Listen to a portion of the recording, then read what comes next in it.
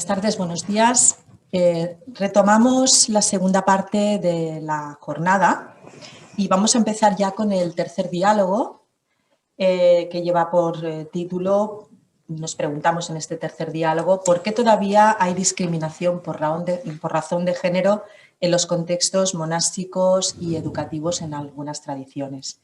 Para ello vamos a contar con Lama Gelonma Sondru, de la tradición tibetana, y con Venerable Damcho, que nos acompaña desde Estados Unidos, también de la tradición tibetana. Va a coordinar y a moderar este diálogo nuestra compañera Patricia Arredondo. Patricia, cuando quieras. Muchas gracias, Mónica.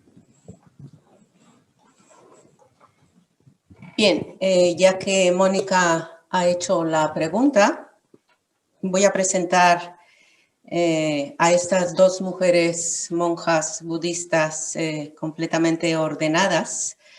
En primer lugar, os presento a Lama Gelonma Sondru, primera monja catalana ordenada desde hace 33 años. Fue ella quien abrió el primer centro budista en España en 1977, con la guía de su maestro Akon Tulku Rinpoche.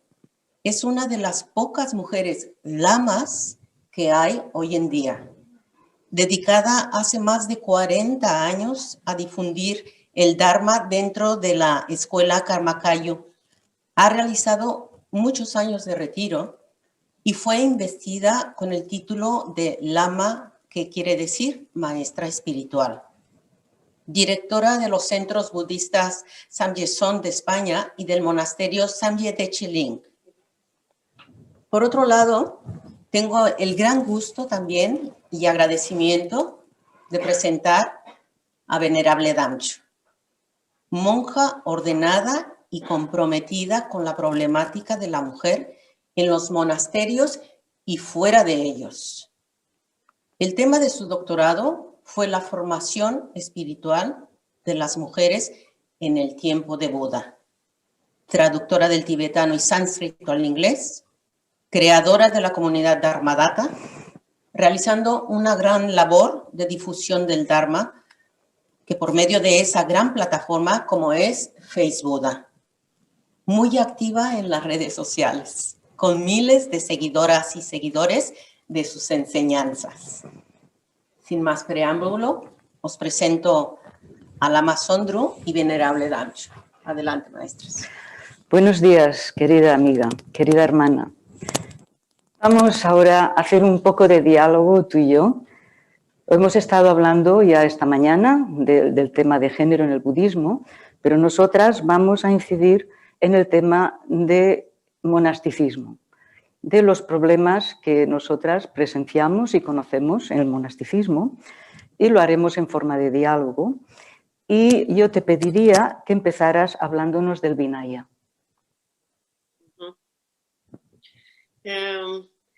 La Vinaya es una serie de leyes, de reglas y sobre todo de historias que regulan y expresan cómo debe de ser la comunidad monástica, cómo debemos de vivir y cómo se organiza. Cuando entramos a ver la estructura de la Vinaya, ya muy directamente llegamos a un problemática en términos de género, que es que desde la fundación de la orden femenino de monasticismo, se creó 8 pautas que estipulan que la monja más mayor, con más senioridad y como más rango dentro del orden mujer, es menor o inferior al monje más menor. Y esto estipula que la desigualdad de género es institucional. Y hay varias razones para hacerlo. Lo principal expresado en los textos es que fue tan controversial en el día del Buda que si no hubiera hecho esto, nadie hubiera aceptado que las mujeres pueden salir de la casa. Y sí fue muy controversial en su día, que en aquel momento las opciones para mujeres eran ser esposa o ama de casa, de la casa de sus padres o de su esposo, de su hijo, ¿no? Ser, si ama de casa, estar en casa, ser prostituta, cortesana y mendigar. Y la formación de esta opción, esta carrera espiritual, fue impactante, tuvo un efecto como contrarrevolucionario en la sociedad. Y sí, en su momento hay que reconocer que sí fue muy significativo, pero hecho con esta cláusula que las monjas siempre están bajo los monjes. Y esta cláusula forma parte de la ordenación completa de mujeres, es algo que los que siguen obedientemente las reglas deben de estar recitando cada 2 semanas, repitiendo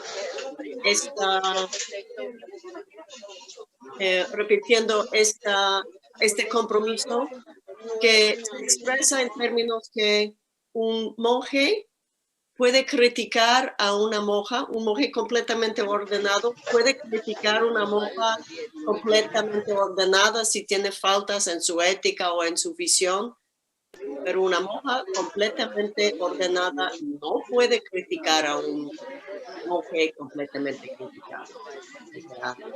Y hay otras condiciones como una monja siempre se tiene que levantar, saludar e inclinarse hacia un monje y al revés no se hace.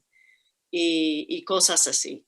Y esto, la Vinaya está construido de tal manera que en los últimos horas de los días de la vida del Buda le dijo a su asistente que las condiciones históricas van a cambiar.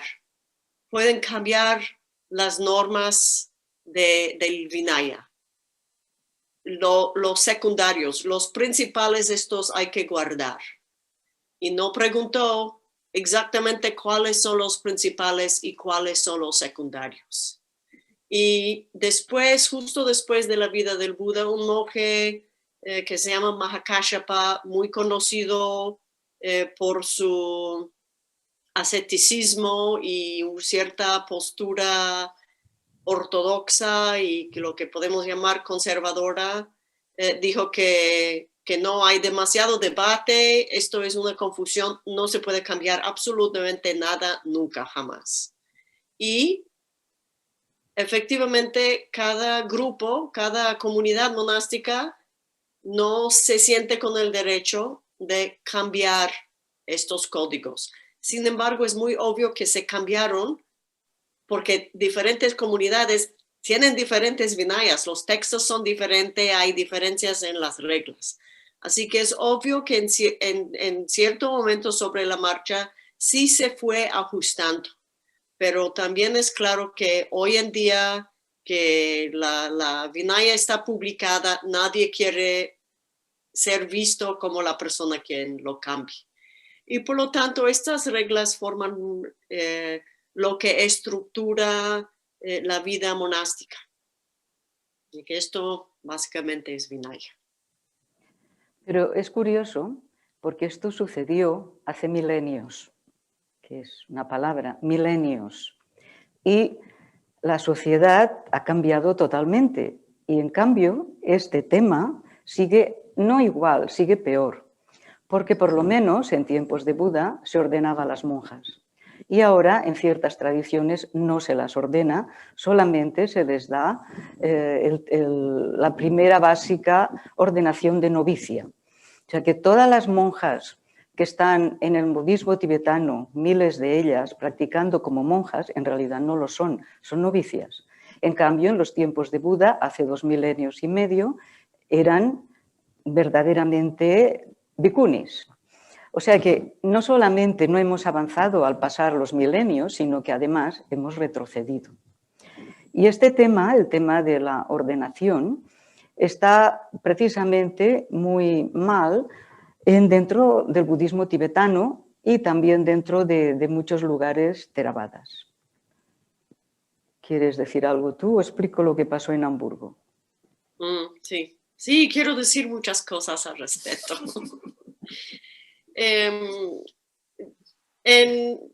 Hoy en día hay 3 tradiciones de Vinaya todavía vigentes que se practican. Lo que se practica en las tradiciones Theravada, que son los de Sri Lanka, de Tailandia, de Burma. Hay los que pasaron por China, que es lo que se llama Dharmagupta y se sigue en China, Corea, Vietnam, y hay el vertiente de Vinaya que hay en el budismo tibetano. Dentro del budismo chino y coreano, vietnamita, muy temprano importaron el orden bhikshunis, pidieron y invitaron a monjas completamente ordenadas de establecer el orden de monjas y la cuidaron y lo tienen vivo todavía. Hoy en día hay todavía un linaje de monjas completamente ordenadas. En Theravada estamos en el proceso de volver a establecer. Según el Vinaya, hay métodos, se han conseguido métodos válidos de hacerlo y hay un linaje ahora establecido de monjas completamente ordenadas, importadas de la tradición china, pero ahora sí estableciéndose, digamos, con resistencia social en diferentes lugares. Es ilegal en varios países que haya monjas completamente ordenadas. Yo conozco una monja que fue arrestada en Burma por ser una monja completamente ordenada y para que salga de la cárcel le insistieron que ella tiene que negar que era monja completamente ordenada. Y fue una tremenda crisis para ella y pidió ayuda de su abadesa, su maestra, que finalmente le dijo, fírmalo y sal, todo es inválido y se tuvo que ir de Burma y vive reconociéndose como monja completamente ordenada que es, pero no puede estar en su país. Así que sí hay situaciones como esto. Pero fíjate que estamos hablando de budismo. Y yo creo que mucha gente ha olvidado lo que es Buda y lo que es el budismo y ha olvidado lo que Buda dijo. Buda hizo ordenar a las mujeres como bhikshunis y además hay una frase muy clara y muy famosa en la que Buda ordena y dice, monjes, os dejo la obligación de ordenar a las mujeres como monjas bhikkhunis. Entonces, ¿en qué se basan estos hombres que se niegan a ordenar a las monjas, que incluso las obligan a que se desordenen?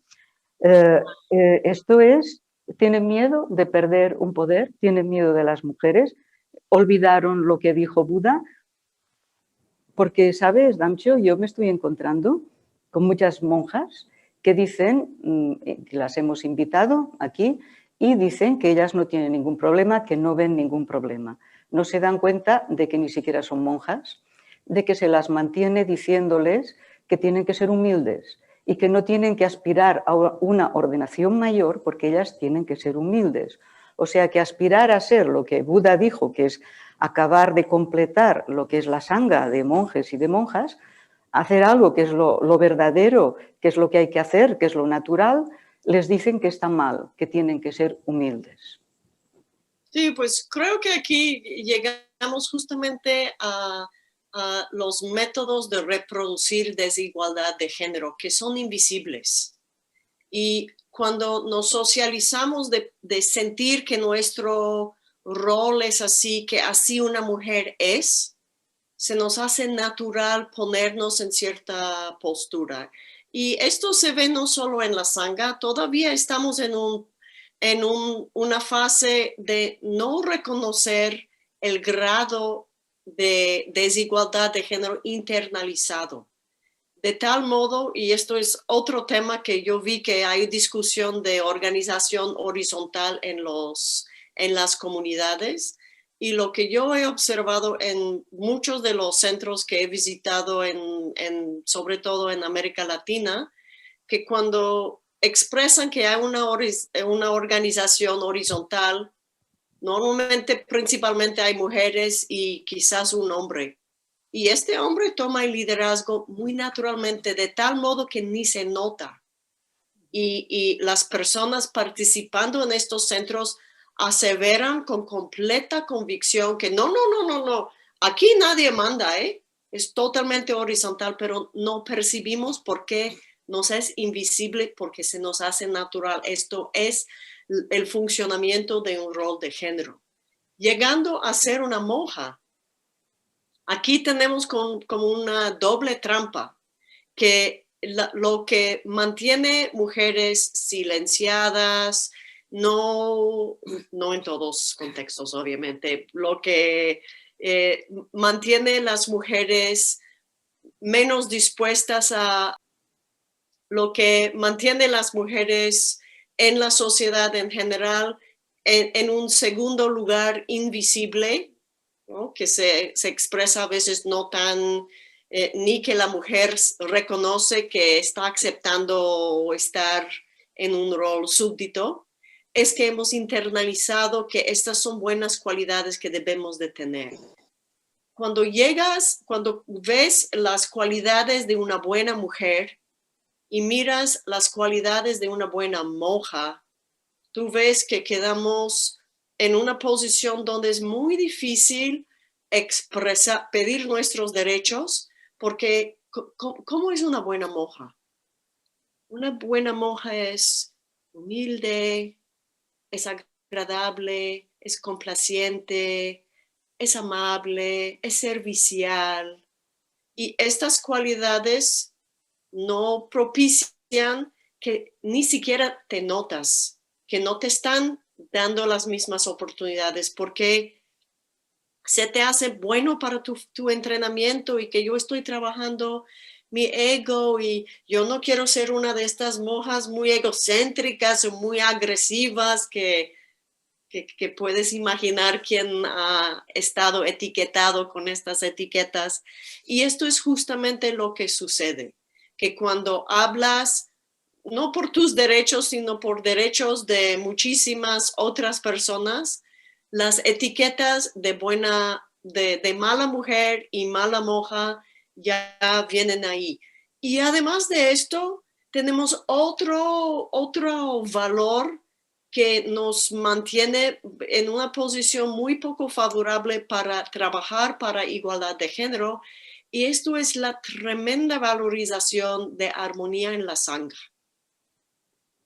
¿No? Se habla de armonía en la sangha y se usa este valor como un martillo, y yo sé porque he estado trabajando en un tema donde estoy recibiendo correos de otras monjas criticándome por hablar del tema públicamente, que son abusos sexuales de monjas de la parte de un monje, un gran maestro. Y la idea de que estás rompiendo la armonía en la sangha y hay que mantener armonía y es lo más importante, y si no hay armonía estás destruyendo el dharma y cortando la vida del maestro, que es otra idea que hay en el budismo tibetano. Y nosotros sabemos que cuando hay un grupo que tiene poder y el otro grupo se calla, esto reproduce el poder. Y si las voces de oposición están silenciadas por estar rompiendo la armonía, ¿no? Como esta cita de Desmond Tutu, ¿no? Que quien se calla cuando hay injusticia ha optado por el lado de los poderosos, ¿no?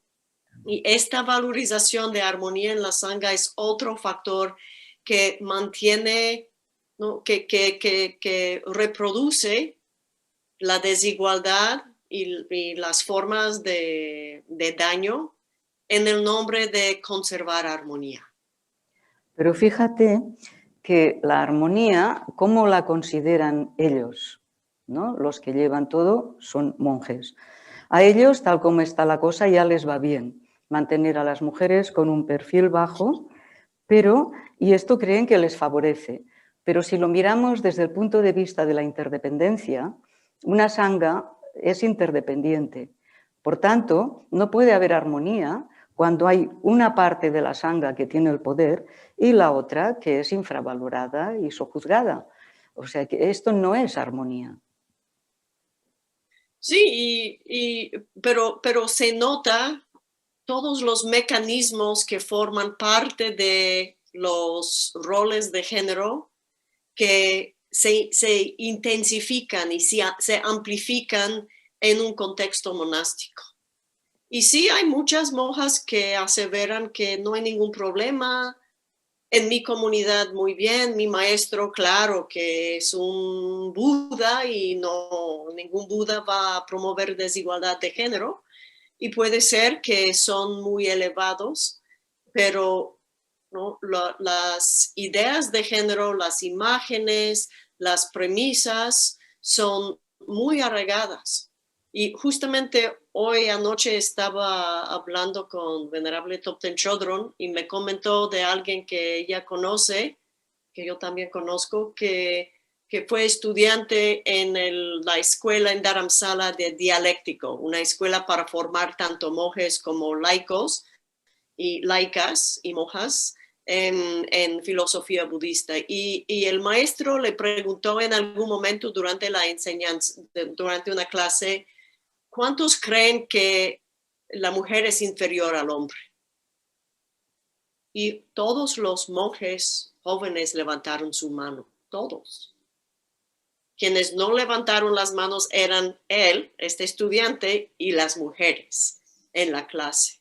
Así que nosotros nuestros maestros pueden ser como muy elevados, pero esto es una premisa que tienen de los textos, porque sí, estas perspectivas son canónicos, ¿no? También hay otros textos que aseveran que no es así. Y otra trampa que tenemos es que sí hay, con la filosofía del no dualismo, tenemos aseveraciones muy importantes que aseveran que la mente no tiene género, que género es una construcción social, que nos debe de indicar que toda la normatividad que hay en temas de género, en orientación sexual, es toda una construcción, ¿no? Y por lo tanto no la tenemos que aceptar si no nos conviene, es totalmente cambiable, ¿no? Pero con esta idea que bueno, realmente no somos mujeres y hombres, se usa esto otra vez para silenciar diálogos sobre, sí, en términos finales no hay diferencia, pero experimentamos la vida según nuestra posición y la sociedad posiciona a mujeres y hombres en diferentes lugares y por lo tanto es una realidad completa y además desde el punto de vista budista lo que algo solo viene de la mente es una construcción social nos debe de indicar que es más poderoso, ¿no? Porque sabemos que la mente es que está internalizando y operando bajo sus propias ideas todo el tiempo, ¿no? Así que esta idea que a veces se cita que, ¿por qué están en estos temas, ¿no? Que que las mujeres y los hombres tienen la misma naturaleza búdica, esto no importa. Es cierto, y esto puede ser una enseñanza muy liberadora, pero también se puede usar para callar los que están diciendo, no, mira, espera, las mujeres están sirviéndote, no están enfrente debatiendo, algo aquí pasa. No, no, no, todos tenemos la misma naturaleza y todos necesitamos trabajar nuestros egos.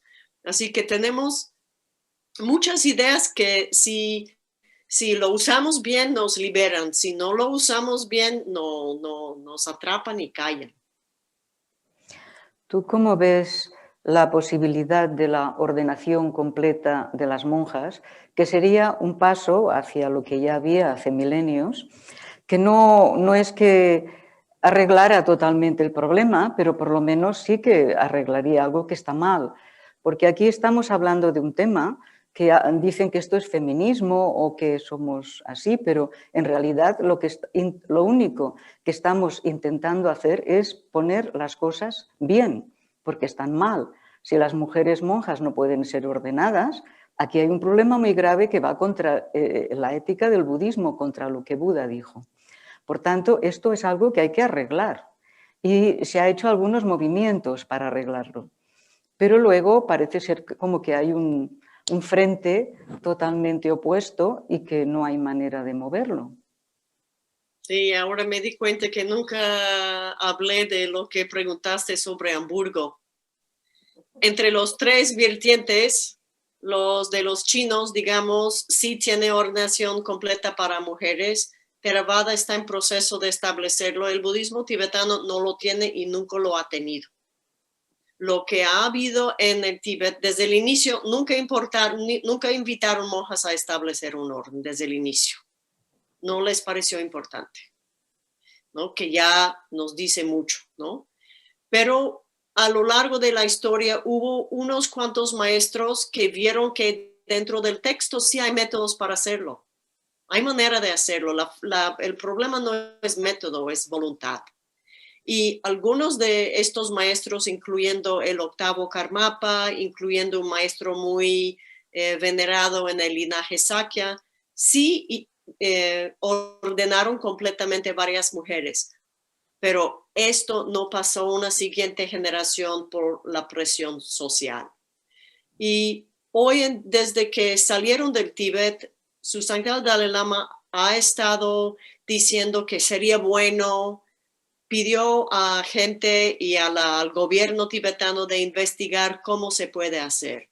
Y estas investigaciones no tardaron décadas, donde cuestionaron la validez de la ordenación en la tradición china y hubo mucha discusión y muy poco avance.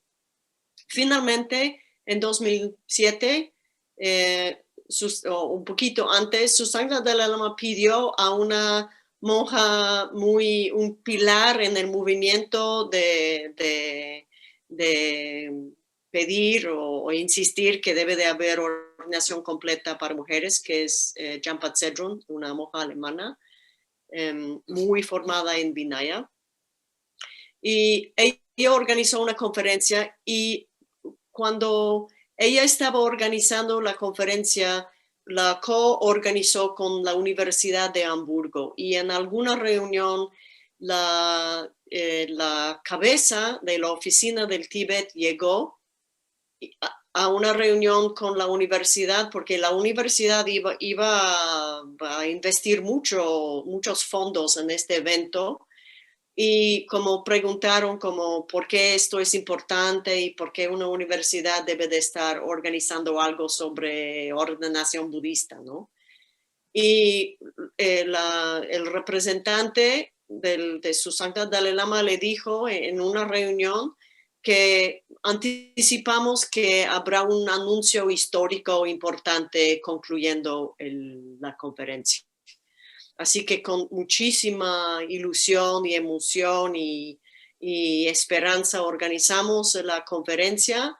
Presentamos dos opciones porque hubo muchos expertas en Vinaya de todos los linajes. Presentamos dos opciones válidas para ordenar monjas y la respuesta al final de su santidad Dalai Lama era, bueno, pues como hay que seguir investigando y tener más conferencias y todos los linajes tienen que estar de acuerdo, lo cual no es posible porque todos tienen diferentes vinayas que necesitan seguir, no pueden estipular para otro vinaya cómo interpretar su código de ley, ¿no?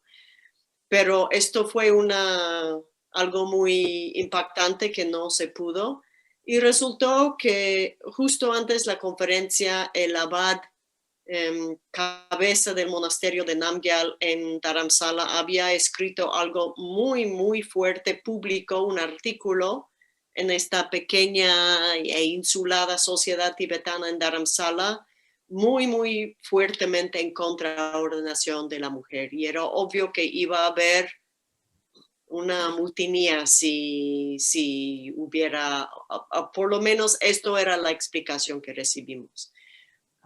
A la misma vez, su santidad el Karmapa también ha dicho que él lo iba a hacer, que no, como que tiene un poquito más de libertad porque su linaje no está ligado con el gobierno, así que no tiene que ser un presidente gubernamental ni político ni nada. Y tomó el primer paso y nunca hemos pasado a un segundo paso. Y lo que pasa ahora es que las mujeres que realmente, practicantes del budismo tibetano, que realmente ya no quieren ser novicia, quieren estar completamente ordenados, van al este segundo orden, el orden chino, japonés, coreano, vietnamita, y ahí reciben sus votos, lo cual es totalmente válido y no hay ningún problema, pero esto no es el vinaya que se usa en el budismo tibetano. No pueden hacer, no pueden formar equipo, digamos, o ser la comunidad monástica de monjas que colabora, que coopera y que hace funciones o ceremonias juntos con los monjes del budismo tibetano, cosa que asegura que no puede funcionar realmente como una comunidad, justamente porque la Vinaya estipula que para hacer las tres ceremonias o rituales importantes monásticos, el orden de monjas tiene que acudir o recibir permiso del orden de monjes. Y si las monjas completamente ordenadas en el budismo tibetano quieren funcionar como una comunidad, no lo pueden hacer porque no tienen un orden de monjes con quien pueden llevar a cabo sus actos. Por lo tanto, las monjas completamente ordenadas dentro del budismo tibetano no están ordenados según budismo tibetano y por lo tanto no pueden ordenar otras monjas en el orden tibetano. Solo si van al monasticismo chino pueden funcionar como una comunidad. Así que como los más como insistentes ya como el budismo tibetano se deshizo parcialmente de ellas porque ellas no van a tener ninguna autoridad dentro del budismo tibetano de llevar a cabo actos monásticos. Nos quedan pocos minutos. A mí me gustaría, ¿tú qué opinas? ¿Qué es lo que se puede hacer? Sé de maestros de diferentes tradiciones que han escrito cartas diciendo que se debe ordenar a las monjas, pero no todos los linajes lo han hecho y al final tampoco ha quedado en nada.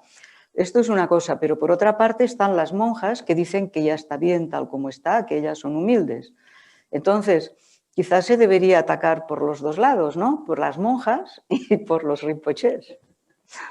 Sí, pero también yo creo que la comunidad laica tiene un enorme rol y debe de estar expresando que la Vinaya se tiene que manifestar según los tiempos y las sociedades. Y el budismo no tiene un futuro, por lo menos en el occidente, si no dan ordenación completa y elevan el estatus de la mujer a un par de los monjes. Porque parte del problema es que nadie se queja más que estas monjas feministas, como agresivas, egoístas, ¿no? Muchas monjas como quieren ser buenas monjas y ni se dan cuenta, muchas veces ni se dan cuenta que, oye, realmente no es adecuado que siempre te pones atrás. Sí es muy bueno para tu trabajo, con tu orgullo, pero en realidad como no es bueno para la sociedad laica que mira, etcétera, ¿no? Y yo creo que como dar más voz, hablar del tema, preguntar a los maestros, hablar, ponerlo en las agendas de las reuniones, cuando uno va para audiencias privadas con los maestros, con los lamas tibetanos o con los maestros importantes de otros linajes, de poner este tema sobre la mesa, porque francamente, después de esta reunión en Hamburgo, muchas de las mujeres que habían trabajado décadas en el tema se desanimaron. Y siguen comprometidos, pero sienten que pues hasta aquí vamos a llegar y hay que invertir energía en otros temas, ¿no? Y yo creo que sí, efectivamente, ya han pasado muchos años y es un buen momento para retomar el tema, preguntando cuando quiera que hay una gran asamblea donde cuando uno puede hacer preguntas, preguntar por qué no hay, ¿no? Y no aceptar es que no es posible porque legalmente no se puede, porque sí hemos presentado múltiples opciones, ¿no? que serían legales. Bien, creo que hemos concluido este diálogo increíble, súper interesante, súper verídico, y yo creo que hay que tomar muchas notas de este diálogo. Yo voy a presentar a las intervenciones que tenemos en la fila 0, digamos. Y en primer lugar tenemos a Tenzin Dolkar, después tenemos a Joan Yurba, que son de la tradición tibetana los dos, y también tenemos a Thupten Wanchen, que también es de la tradición tibetana. Adelante, a ver quién quiere empezar a participar. ¿Tú misma, Tenzin? Sí.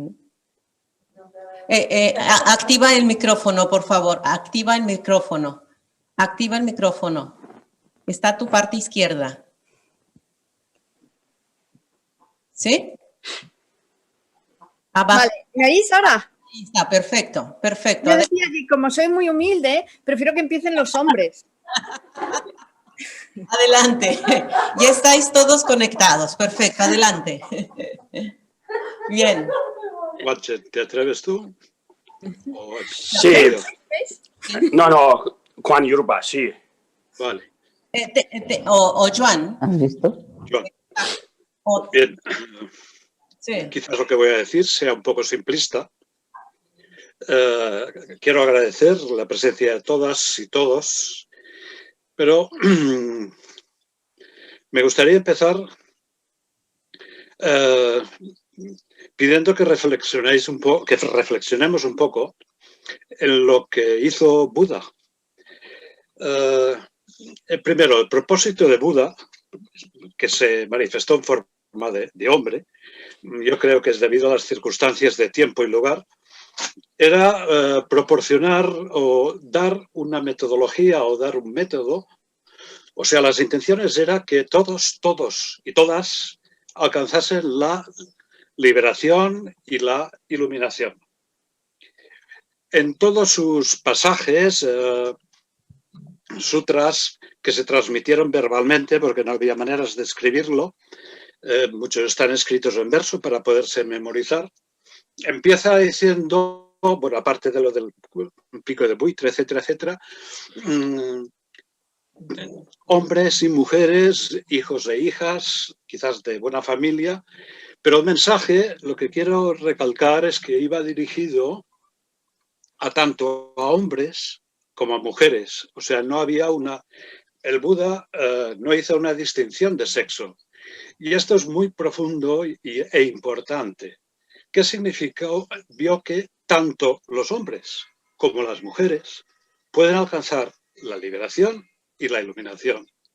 Y así ha sido demostrado, porque hay hombres, independientemente del lugar y independientemente de la estructura, país o matriarcado, patriarcado, lo que sea, en todas las diferentes estructuras que ha habido, han alcanzado la liberación y la iluminación.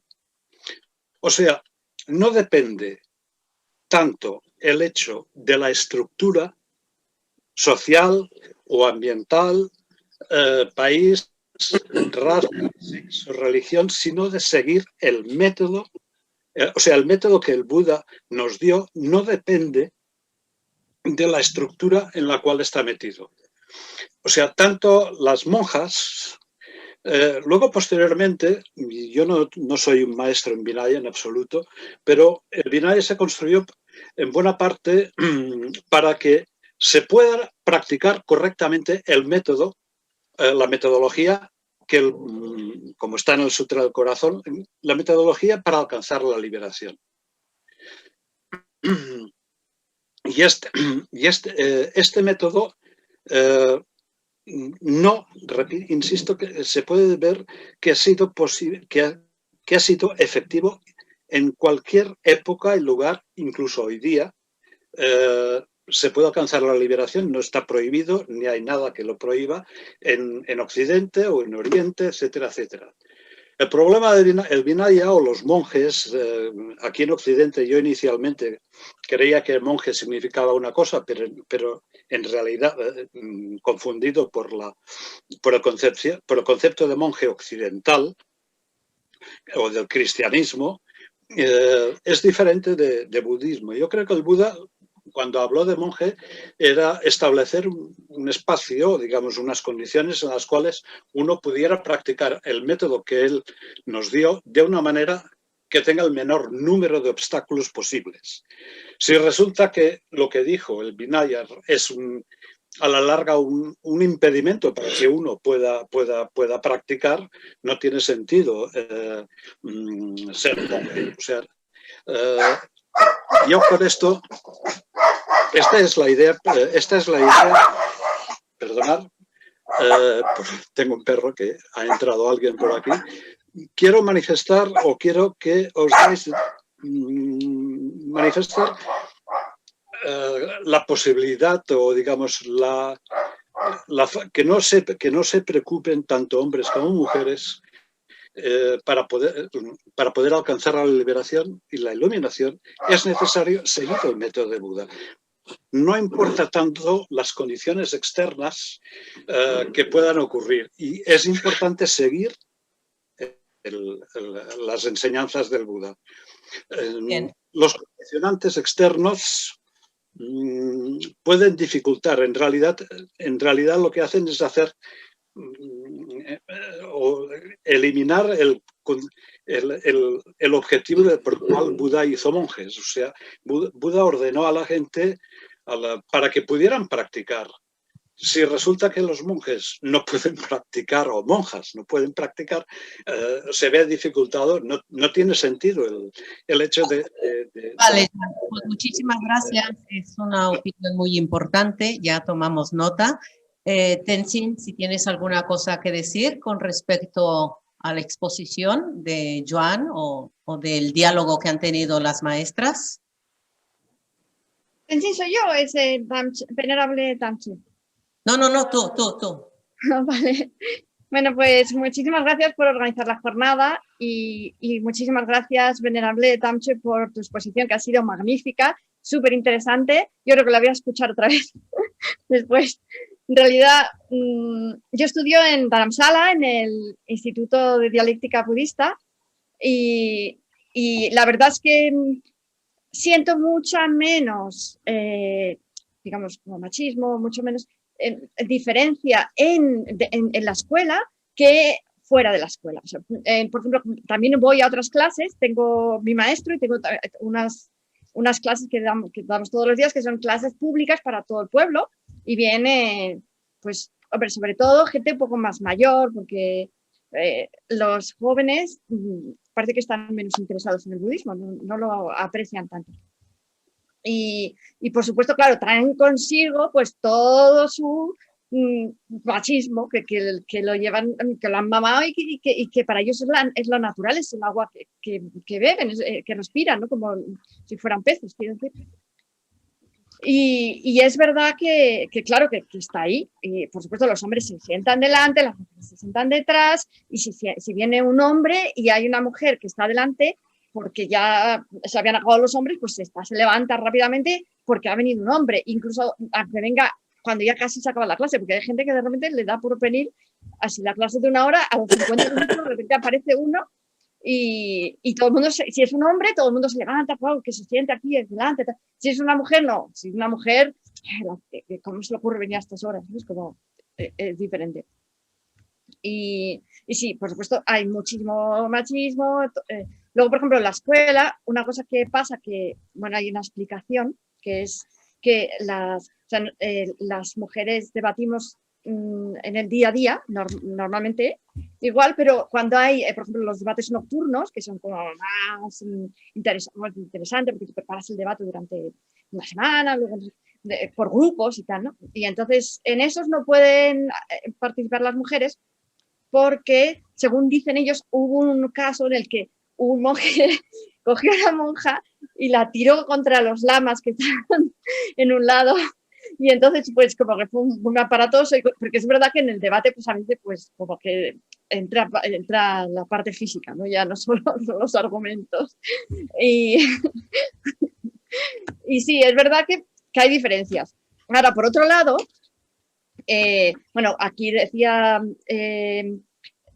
nuestro compañero Joan Lurba, el venerable Joan Lurba, que dice que, por supuesto, claro, todos nosotros, tanto somos hombres como como somos mujeres, somos budistas y lo que queremos es iluminarnos, en teoría, y además encima somos Mahayana. Entonces, claro, por supuesto, nuestra motivación es lograr la iluminación completa. Entonces, en teoría, claro, nuestra motivación debía ser esa, la bodhicitta, continuamente, ¿no? Lograr la iluminación completa. Entonces, pase lo que pase, yo me las voy a apañar para tratar de lograr la iluminación completa, ¿no?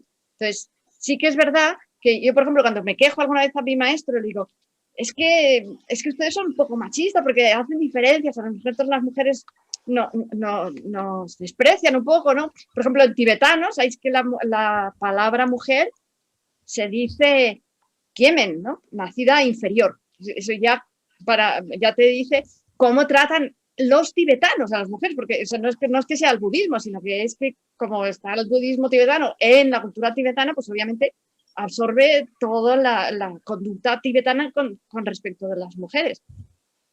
Y claro, para nosotras que venimos de una cultura en la cual tenemos una situación un poquito mejor, pues claro, cuando llegas aquí es un poco como, uff, ¿no? Y sobre todo, además, yo creo que que las monjas se consideran incluso un poco menos, ¿no? Que las mujeres laicas. Por ejemplo, yo he observado como amigas mías monjas tibetanas que la gente, en teoría, a los monjes les llaman Kusula, ¿no? Y a las monjas deberían llamar Ani La, pero nunca dicen el La, es como Ani, vete y llévame la basura y cosas así. Y ellas lo hacen todo no creo que ni se lo piensen. Ya no sé si se lo dice, las mujeres yo creo que no hacen eso, pero bueno, no lo sé. De todas maneras, también es verdad que ellos luego tienen otra cosa, que es que se ayudan muchísimo entre sí. Entonces, se piden mucho las cosas entre sí, se ayudan mucho, o sea que tampoco, también está esto incluido, ¿no? Pero bueno, entonces cuando yo voy y me quejo de estas cosas, pues lo que me dicen es que no me queje, pero no que no me queje de lo que es por ser mujer tampoco, o sea, es que no me queje de nada, porque es como, es que está gritando el vecino de al lado, o es que allá abajo en el valle cada día ahora hacen bodas y ponen el bacalao a toda pastilla y lo oye todo el valle. Entonces, hay a veces que me molesto, ¿no? Y digo, esta gente no podrán pensar un poco que hay muchos monasterios, que aquí la gente intenta estar estudiando, meditando, incluso que su santidad el Dalai Lama, que estará a lo mejor el pobre estudiando, meditando o algo. no, y entonces no, me dicen, no te quejes, o sea, no sé, ellos no se quejan de nada. Entonces, claro, el no quejarse hace que, claro, la situación nuestra, pues tampoco, o sea, como no, las cosas no se cambian. O sea, yo creo que a nivel social tampoco, a ningún nivel, porque si nadie se queja, Claro. es verdad que, claro, hay dos maneras de mirarlo. El otro día vi en internet no sé si me estoy excediendo, el otro día vi en internet una foto que Bueno, la última intervención y ya ahora pasamos con Guanche. Sí, continúa. Vale, hay la habréis visto una foto que salía en internet, en Facebook, que era un señor que estaba en la cárcel y entonces tenía como desde sus rejas, por un palito podía traer o un pan o la llave, ¿no? Para la cárcel. Y entonces veías que él estaba intentando coger el pan, ¿no? Entonces, eso me hizo pensar un poco también en esta situación. Entonces, es como que, por un lado, el pan sería todo lo que nosotros hacemos para esta vida, ¿no? Para vivir bien o cosas para esta vida. Y la llave sería para la liberación, ¿no? Todo lo que hacemos para la liberación. Entonces, claro, yo creo que desde el punto de vista de, por ejemplo, mi maestro, cuando me dice que no me queje, en ese caso, él lo que me está diciendo es, tú vete a por la llave, no te vayas a por el pan, olvídate de luchar por cosas de esta vida, ¿no? Vete a la iluminación directamente. Entonces, claro, yo entiendo que, por un lado, eso es lo que yo quiero, ¿no? De olvidarme del pan, pero claro, hay que comer todos los días, claro, esa es la cosa, ¿no? Tenemos que... Entonces, es verdad que no podemos olvidarnos completamente del pan. O sea, que podemos ir a por la llave, pero el pan tenemos que tener, que no podemos perderlo de vista, porque algo de pan tenemos que comer todos los días. Y esto también nos incluye a las mujeres en el sentido de que, claro, mejorar nuestra situación tampoco está de más, yo creo, digamos, dentro de este ámbito de tratar de iluminarnos. No, muchas gracias, Tenzin. Muy buena aportación, además muy simpática. Guanche. Hola. Hola. Sí. Qué bien. Primero ya, muchísimas gracias por coordinadora catalana haber organizado este evento, ¿sí? Online, no presencial. Muy interesante, momento del coronavirus, todo el mundo está afectando, pero gracias por la tecnología y también el tema, ¿sí? Hoy que he tocado vosotros es género, en nombre budismo, ¿no? Del feminismo o machista como tal, un poco. Es muy importante el tema, en realidad. Hay muchos, según cultura de budismo y también cultura de Tíbet. Cada país tiene en catolicismo, en musulmán, las mujeres, casi todas las religiones, no solo budismo. Pero ahora hoy estamos hablando un poco de budismo, ¿no? Tanto, budismo desde época del Buda, en realidad. Buda se ha explicado la igualdad de todos los seres, sea mujer, sea hombre, sea pobre, sea rico. Todo el mundo tiene potencia de llegar, evolucionar y llegar al estado de Buda. Esto es Buda mismo dicho, pero todo depende de cada uno. ¿Sí? De qué tradición, qué cultura, dónde vive, qué época vive también. ¿Okay? Circunstancia es muy importante. Y después, antes ya, Lama Tsuntu y también venerable, sí, de Tamcho, muy interesante, preguntando, respondiendo, tiene enriquecedor, ¿sabes? Y hay muchas cosas buenas, positivas, pero tenemos que saber y aplicar. Hay cosas también tenemos que aceptar, porque ya siglo por siglo ya pasó y ya está, ¿sabes? Pero en realidad es que si somos hombre o mujer, es de vida. Muy bien. Sí, estamos completamente de acuerdo. Las semillitas hay que plantarlas, pero también hay que darles de beber para que crezcan. y yo creo que aquí se están plantando muchas semillas que no podemos abandonar para el cambio. Ahora voy a dar paso a los mensajes del chat, a ver si hay alguna pregunta, duda, inquietud para nuestros convidados y para nuestras maestras. Pues hubo una pregunta que pregunta los hombres que son cabezas de comunidades cómo van a actuar para que esta situación se revierta. Y yo siento que es una buena pregunta que podemos hacerles, y ustedes, sobre todo vosotros y vosotras, deben de estar haciendo directamente a los maestros que encuentran. Vale. Y ya que estamos en el tema del rol del monasterio, del monasticismo en particular, quiero mencionar que cuando estudiamos la Vinaya es muy explícito que hay dos propósitos de seguir las normas monásticas. Una sí es que ofrece buenas condiciones para la liberación, pero la segunda, y esto es explícito en los textos y en el entrenamiento, el segundo es proteger la fe de los laicos. Andamos como representantes o embajadores del budismo. Y esto quiere decir que actuar de modo que la comunidad laica o la sociedad ve como sagrado o religioso o ético o virtuoso o admirable, es una función explícita de la Vinaya y de ser monástico. Y si nosotros podríamos expresar y tener mucho más consenso y más visibilidad de la idea de que hoy en día no es aceptable para la sociedad que sigamos con estas formas de desigualdad de género. Y esto sería en el espíritu de la Vinaya misma. Muy bien, muchísimas gracias. Muy importante y apuntado. Mónica, muchísimas gracias a todas. Gracias, Patricia.